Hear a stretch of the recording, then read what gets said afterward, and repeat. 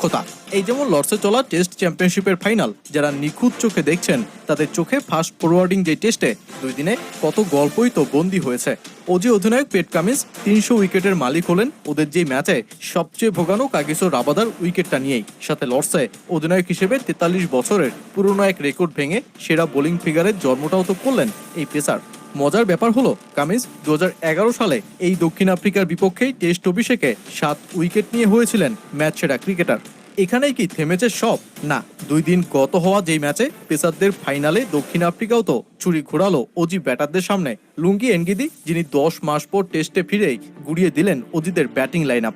তো চলুন লর্ডসের দ্বিতীয় দিনের রোমাঞ্চেই খানিক ডুব দেওয়া যাক।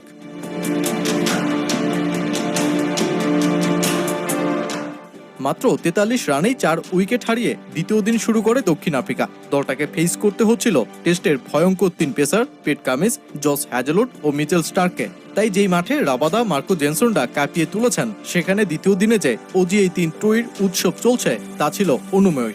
স্টার্ক ও হ্যাজেলউড তুললেন 3টি উইকেট, আর 6 ব্যাটারকে একাই প্যাভিলিয়নে পাঠালেন পেট কামিন্স। আর কামিন্সের যেই 6 উইকেট তুলতে খরচ মোটে 28 রান, যা কিনা লর্ডসের এই মাঠে 141 বছরের টেস্ট ইতিহাসে কোনো অধিনায়কের সেরা বোলিং ফিগার। সাথে আরও একটা বিরল রেকর্ডও তো করে নিল অস্ট্রেলিয়া। স্টার্ক ও নাথান লিওন, যারা 300 উইকেটের গন্ডি টপকেছেন আগেই, এবার কামিন্সও ছিলেন সেই মাইল ফলক। আর তাতেই টেস্ট ইতিহাসে একসাথে এক দলে 3 বোলারের লড়াই দেখা গেল, যাদের টেস্ট উইকেট সংখ্যা 300+।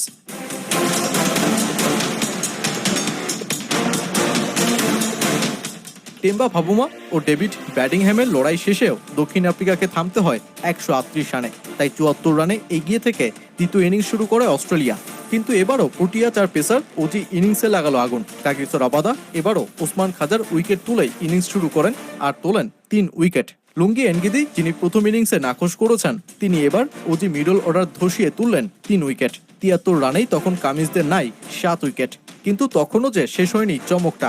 বল রেখে এবার ব্যাট হাতে অ্যালেক্স ক্যারিকে দুর্দান্ত সঙ্গটাই যে দিলেন মিচেল স্টার্ক।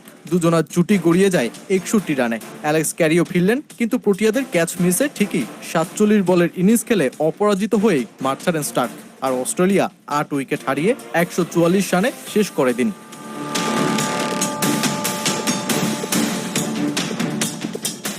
দ্বিতীয় দিন শেষে অস্ট্রেলিয়া এখনও 218 রানে এগিয়ে। তৃতীয় দিনে ফাস্ট ফরওয়ার্ডিং যে টেস্টের ফলাফলও চলে আসতে পারে। তবে যে দিনটা দক্ষিণ আফ্রিকার জন্য হতে যাচ্ছে সবচেয়ে কঠিনতম একটা দিন, কেননা চ্যালেঞ্জিং যেই উইকেটে অজি পেসারদের সামনে দক্ষিণ আফ্রিকাকে লর্ডস ইতিহাসের 4র্থ সর্বোচ্চ রান তাড়া করেই জিততে হবে যে ম্যাচটা। 2 দিনেই যেখানে গড়িয়েছে 28 উইকেট, সেখানে উইকেটের টিকে থেকে 200+ রানের লক্ষ্য তাড়া করে জেতা যে বড্ড কঠিনই হচ্ছে প্রোটিয়াদের জন্য। কিন্তু যেই গুপ্তধনের তালা যে খুলতেই হবে দলটাকে, নয়তো চোকার শব্দ থেকে কিভাবে নাম মুছবে।